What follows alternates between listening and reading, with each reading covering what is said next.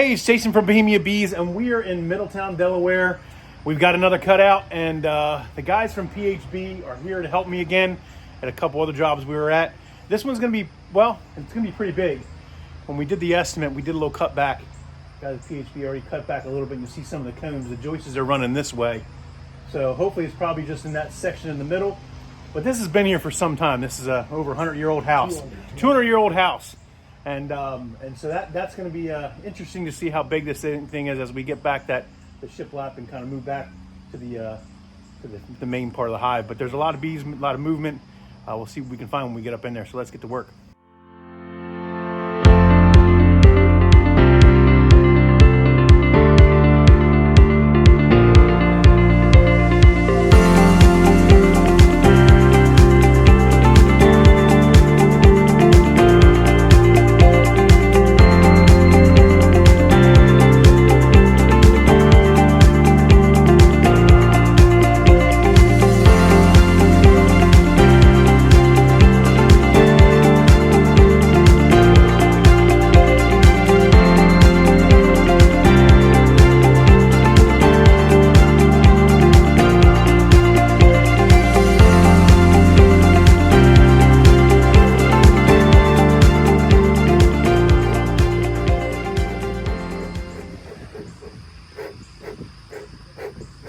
All right, so you can see as we get up in here, we've got some darker comb up here, which typically means that they're an older colony. The combs that are out further, they're white. That doesn't mean that they're not old. That just means that they probably stored only honey in them. And typically the periphery of the hive or the outside of the nest is where they store the resources and the honey. So that's what that is. And when you see that with lighter comb, it just means that they don't typically walk over it traditionally to maintain it like they would as much as the brood's nest. So the dirt on their feet, essentially. When your mom tells you to wipe your feet when you come in the front door, that's really what happens. Those bees are coming in and they're walking across it and they're putting propolis over it, and that's the brood's nest, and that's how they keep it. Now, bees are very hygienic, right? So they will keep their nest very, very clean, even though it looks like it's old and dirty. It's a very hygienic nest because they have that need to keep it's sanitary, antimicrobial, antibacterial, and antifungal, various other things. That's what propolis does. And that's the glue that you might see up in here along the edges and where things are kind of, glued up and tight. Now, this is all wax. The bees will produce that wax out of their abdomen after 12 days old and start to construct the wax in that honeycomb fashion. So let's get into the nest a little bit more and see what we find. Again, that's really what we're looking at right now. It's probably going to go back further, so where their nest is at, and that's where we're headed. So let's get into the nest.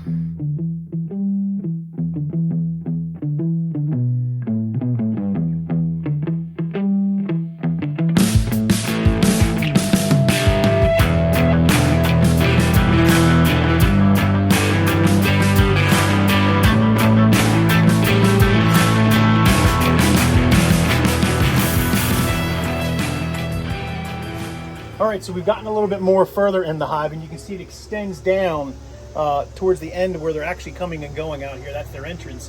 There's a couple here on the wall that they've carved out right here, and there's one on the outside too that they're kind of going in and out of. I mean, this is the perfect location if you think about for a beehive, and that's why it's been here so long, is because naturally the shade in the corner of this house, it gives them perfect to go out and forage, come back. They're protected from that heavy cold in the wintertime. And even shaded a little bit in the heat, so they don't have to do as much work. So they've been here for some time. They are getting a little bit angry. They're not as bad. Typically, hives that have been here for a very long time, their genetics are not as defensive because nothing's bothering them. They've been here forever. I mean, there's no pests that will, like a raccoon or something in the middle of the night to come up and pick at the entrance of a hive. It's up out of the way. So it's a good location. It's been here for a while. They've got some newer comb over here that looks like it's had some honey in it. They've got a lot of older comb. I mean, this dark comb right here, that's been there for a couple of years. And as I said before, this is probably a little bit newer. They've extended it out, but it probably has more honey in it than anything. So we're going to continue to vacuum up some bees, start to kind of get them out of here, get this comb out of here, and continue digging in. So stay tuned. Here we go.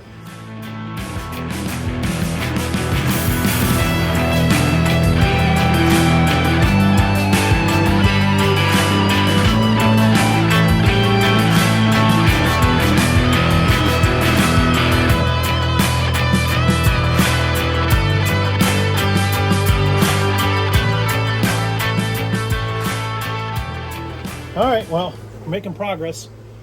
We've got some more bees vacuumed up. We opened up this back cavity here because a lot of times when you happen to have cutouts, the bees like to run, right? So they'll go to, if they got a little gap and they can get to that side over there, they'll run over there.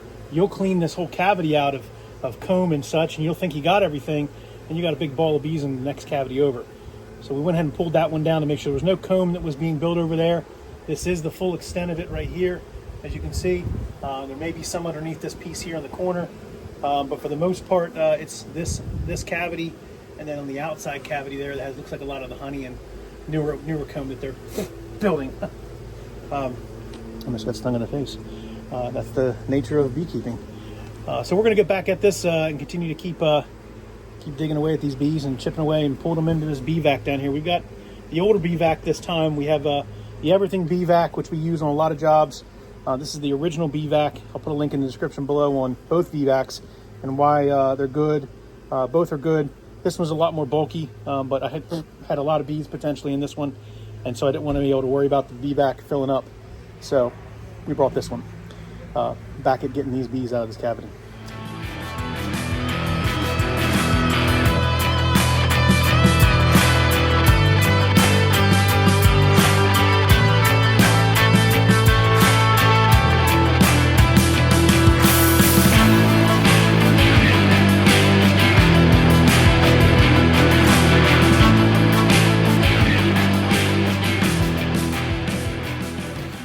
All right, folks, so we're moving along. We got a good portion of this front half cleaned out.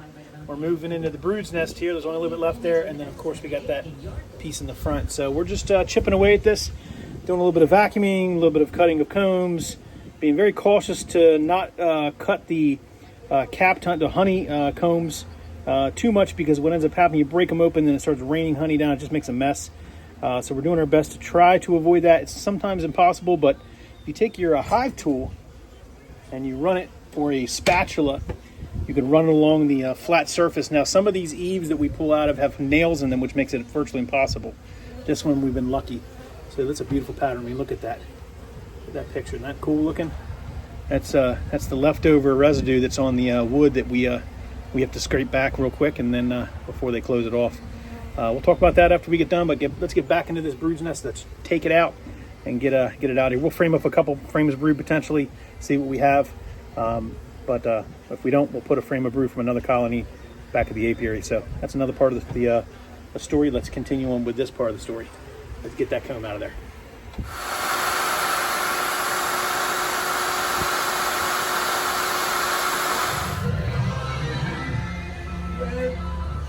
Why'd you turn it down? Go ahead, rock it out. This is my help. The bees are still fighting till the end. The bees are fighting till the end. Look at them. They're fighting till the end. Almost done. PHP boys, here we go. They've been a great help today.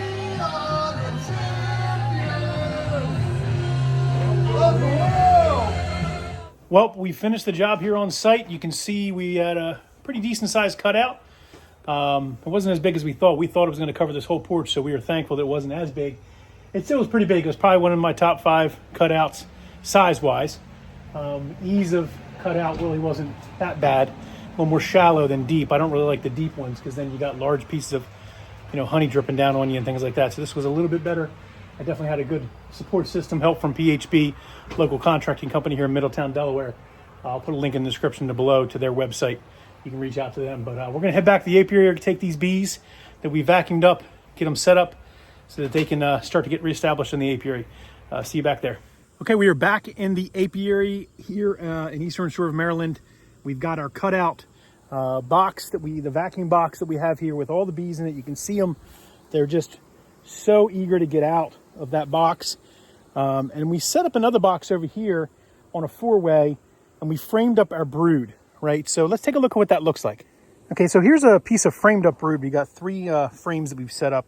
And some will ask, why do you do this? Well, you don't want to waste that valuable resource that you've gotten from your cutout. You want to make sure that the bees have something to kind of attach to that was their prior home, they will build that back. They will take and they will create a comb, connection comb, all the way back to the top of that frame. You'll have 3 solid frames of brood that can be cycled out. And if there's any eggs in there and they're queenless, we didn't happen to get the queen, they'll immediately build a queen cell, and we'll see that here in the next few days. Again, a lot of reasons why we do that. It's not necessary. You can always take a frame of brood from a stronger hive next to it and stick it in there, which we probably will do in a day or so when we see where we're at from a viability perspective on the queen. But let's get these bees over here in this box down here. And there's an easy way we can do that. We can actually lift it right off the bottom of this box and set it right on the top of this one. The nurse bees will then move down into the comb in the below, and then over a few days we're going to condense it down into the single box. But we just do that so that we don't disturb them. They're really not happy right now, and there's probably a lot of dead bees in the bottom of this box down here just because of the process. So I don't want to bring them along and put them on the bottom. So I'm going to move them over here quickly, and then we'll see what that looks like. Okay, so we dumped this on the ground here in front. There wasn't as many bees, dead bees in there as I thought, so that's a great thing. And all the bees are kind of disoriented right now, but we dumped them right in front of their new colony. And hopefully they have a queen inside. If they do, then naturally we're going to see them fanning at the entrance shortly. And the bees that are kind of disoriented in the front will go down inside that colony and make that their new home. So let's get them closed up. Let's let them settle down, and we'll come check on them in a little bit. Okay, so we are back. It's a few days later, and we're going to get into this hive down here to see how they made out. See if we did get a queen in our cutout removal. Hopefully we did. See if they're starting to make queen cells. If we need to pull a frame of brood from another colony to put them in there to bolster them. But let's take a look inside first before we make that decision. Let's get in the hive.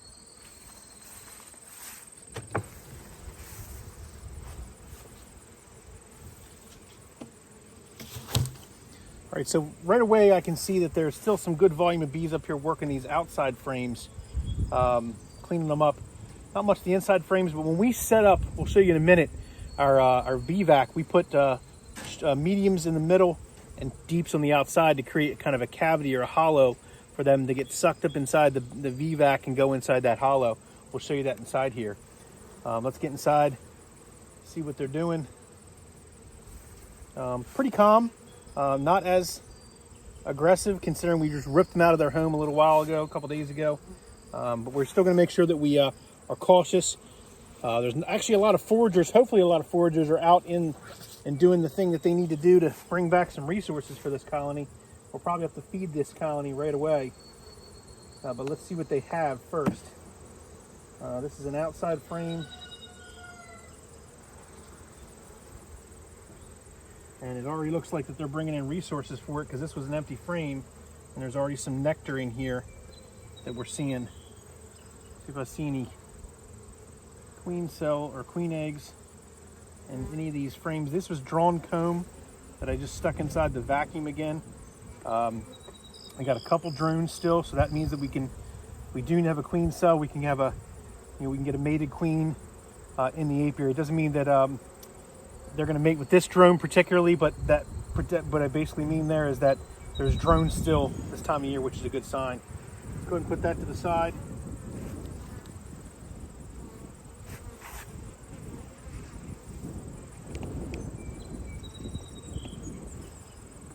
Another deep frame that we have thrown in here. Again, there's some nectar being stored in here, which is a great sign for me to see that, because that just tells me that they have foragers already going out and finding resources. Good sign. That's light bee volume, but again, we're at the top. We're going to condense these frames down. That's the next thing we're going to do here as soon as we kind of get through in here and see what we have. Again, just a medium frame. We're gonna take this frame out, shake them off. These are all drawn frame combs that I wanted to just stick in here for the vacuum purpose.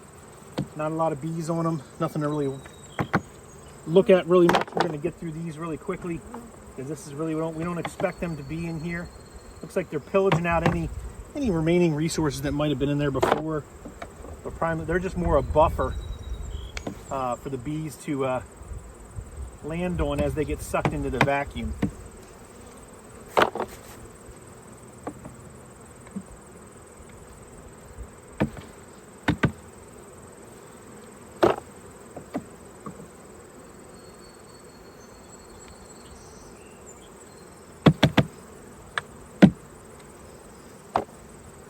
right, another deep frame on the outside here that we had in the bee vac. Pretty rough looking frame. We might replace that frame.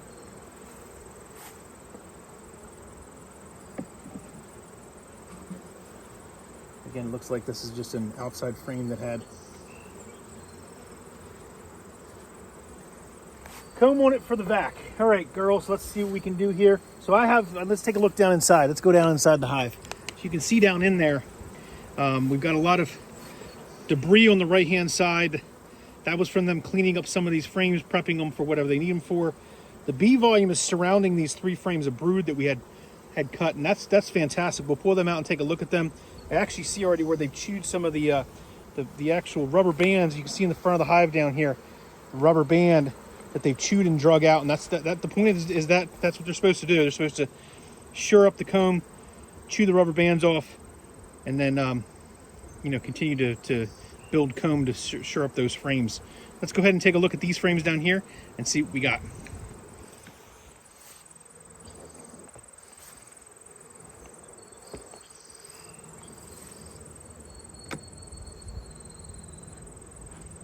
Now what I'm going to do is I'm going to take this and give it a good shake to get the bees to go down inside.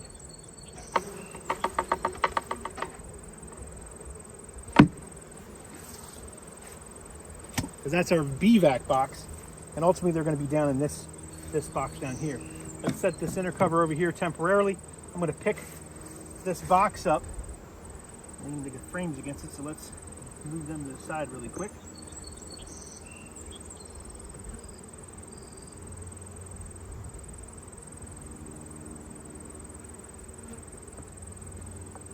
All right, let's take a look what we got.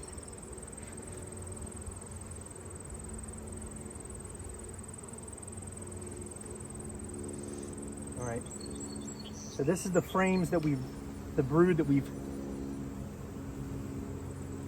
tried to salvage. As you can see, the coverage on that is tremendous. And all this bees you see at the top here that are right here that are fastooning, which is where they connect their legs together. They're building comb to connect up the top of that frame, and they're shoring it up to the frame. So I can't flip this very easily, but I can look at it very quickly for a queen. So let's do that.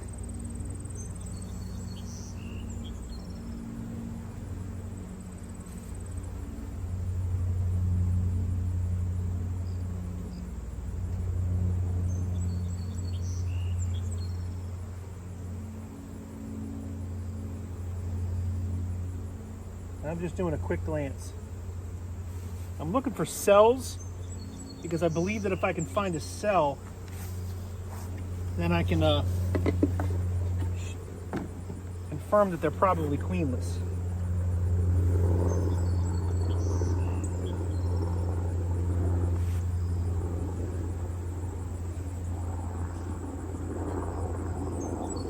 And I'm just moving them. Let's take a look at these other 2 frames that are in here, see what we find.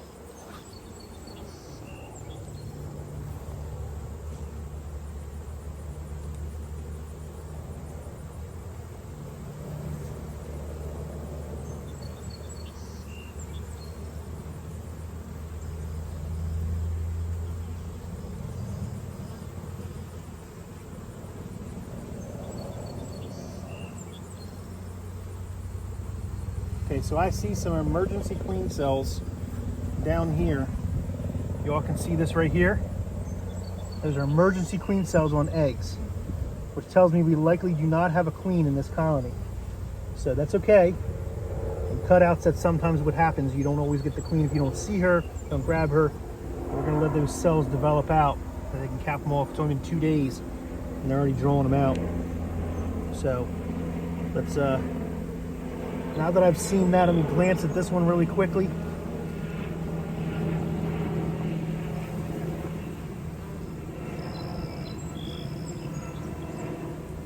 Glad the bees are working the brood though. So they're cleaning it up.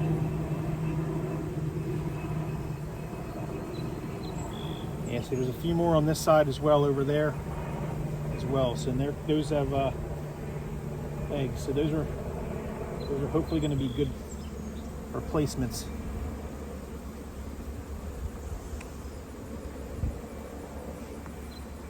setting these 3 frames up in the top box temporarily because I want to take this other bottom box off now that they've done a lot of the cleanup and try to clean up some of that excess debris on the bottom.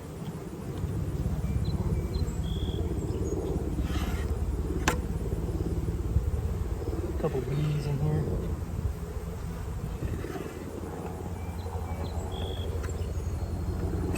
A couple small hive beetles. We're going to make sure we squish them. We don't need to be dealing with small hive beetles in a weak hive. Let's put our box back.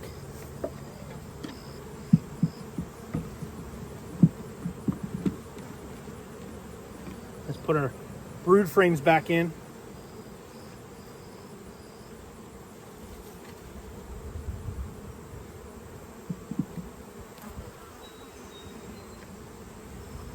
Piece of rubber band.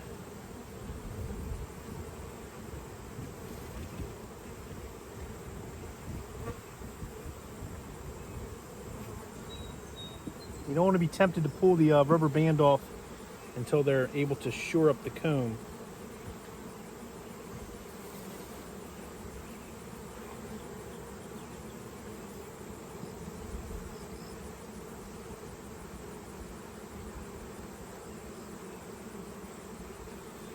All right.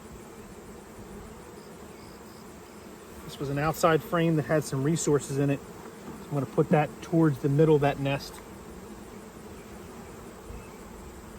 The other one that looked like it had some resources starting to build in it as well.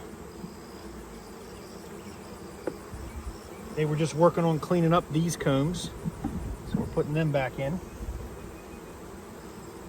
This was a wonky piece of comb that I don't really particularly care for, so I'm going to put it to the outside. Just give them something to work on. And then I'm going to go to another colony, and I'm going to pull out a frame of resources to put in here, so that we can give them a boost for what they need, because we really only have 2, 4, 6, 7, 8, 9, 10. You can put 3 frames in here. So let's go out to another colony, pull a frame of resources out, come back.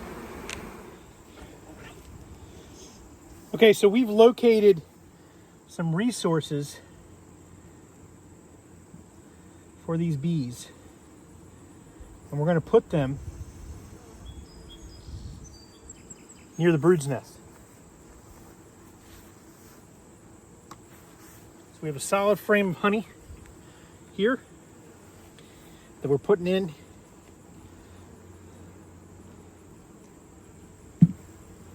There. We'll take our brood's nest and tighten it up. I'm actually going to leave 1 frame there. And I have 2 outside frames of honey I'm going to put in here as well.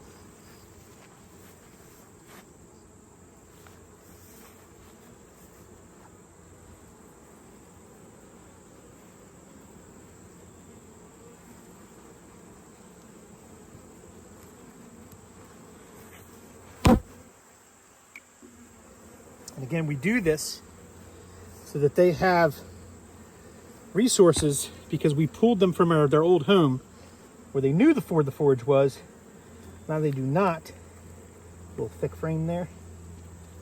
It's good. Nice and heavy. Tighten them bees up, tighten the frames up, and we're good to go. So we've got a colony now that has 3 or 4 frames of brood. There's some queen cells in there. We're going to keep an eye on them. We're going to check to make sure that they do have a viable queen that emerges out in a couple days, about a week, and then she gets mated and comes back. If she doesn't, then naturally we're going to put a mated queen in here, or we'll put cells from another colony, whatever we pull through. So let's go ahead and close this hive up and let them do their thing. We'll wrap it up. Okay, so the last thing we have left to do on this hive is to put a QueenRightDial. So QueenRightDial is something that we use in our apiary here on the eastern shore of Maryland. It was invented by myself and Brian Coper at Castle Hives in Ohio. So we like to put these on our colonies to help track. We've got the QueenRightDial dual setup, which allows us to track the status of the queen from the last inspection, and the other side gives us the colors are the year of the queen, the year ending, to mark if it's a, if it's a particular year queen. So we know that when we put this on, we're not gonna have a queen in here, we're gonna have queen cells, right? So they're emergency queen cells. So let's go ahead and install this, and then we'll talk about how we'll mark it so we know what we're gonna use it for next.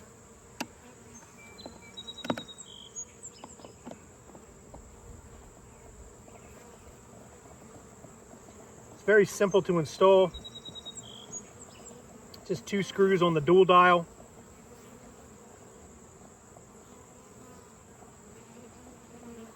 You want to tighten it down, right? So where you can't move it, and then you back turn it just a little bit, and then you can move it. Now, since we don't have a queen in here, and we want to be able to put we can use the mating dial, which is also something we have that helps you track the stage and with the duration in which the queen is going to be created, since we have queen cells. There's eggs, larva, pupa, emerging, flights, and then mated. So that gives you the timeline across the period of days that you need to track. And I just took that dial off the mating dial, and it slides right into the dual dial, which is really nice. Makes it really convenient to have. I'll put a link in the description below to the QueenRightDial.com. Check us out on YouTube as well. We got a YouTube channel. You can purchase these there. And again, I just tighten it all the way down and then just back turn it a hair so I can turn it. So today is the, let's see what it is today. It's the 26th of July. So what I'm going to do is I'm going to take the 26th and put it towards the top just so I can see it. And turn my dial that way.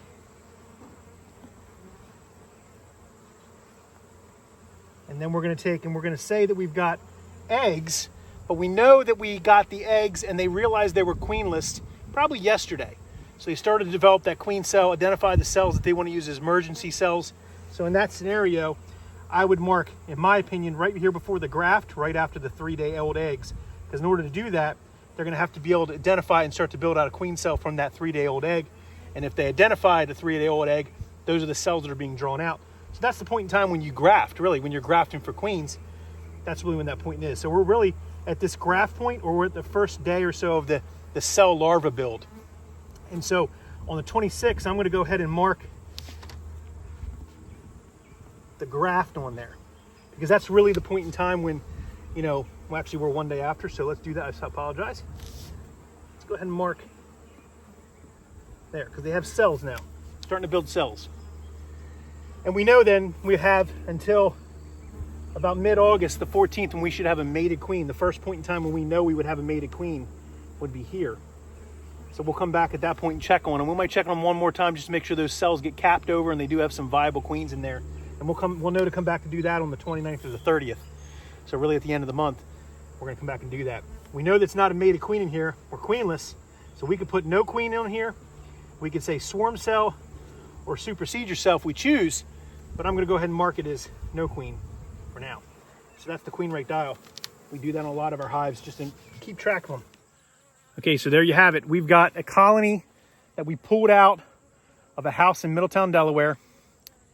We've cut some brood out for that, brought the bees back, installed them in this colony here in our apiary, and then we are going to monitor them.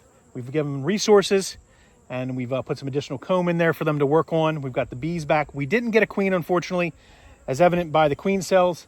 So now we are going to monitor this for the next 7 to 10 days, make sure that those queen cells that are started do become viable and become good solid queen cells.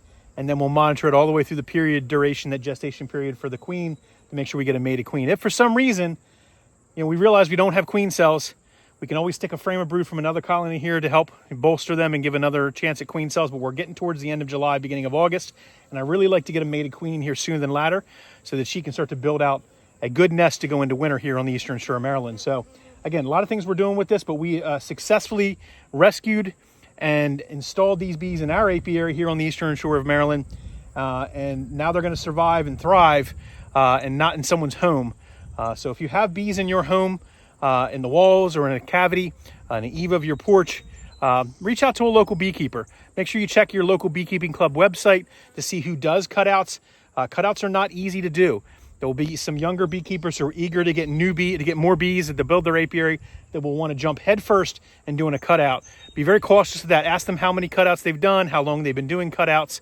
Those are the things that you want to look for to make sure that you have someone who knows what they're doing. I am by no means an expert, but I've done several cutouts now. You can go back on the channel and look at the several ones that we've done and we've documented. There's ones that we haven't documented that have been very successful. There's one back there in the back. If you all remember that one, I'll put a link in the description below.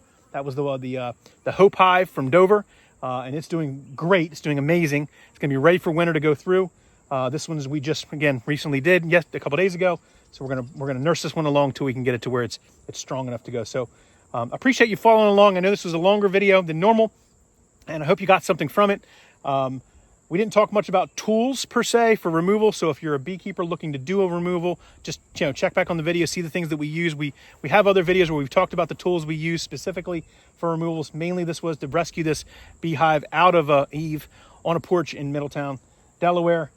Make sure that we can recover it, put it back here in our apiary, nurse it back to health, and hopefully we'll have a thriving colony to get through the winter. Some good local genetics, even though it's not the genetics from that queen. It's not the queen in there, but it's her genetics because those are her eggs. So again, good, solid local genetics, and we hope to continue to thrive here on the eastern shore of Maryland at Bohemia Apiary, where beekeeping for us is, well, more than a hobby.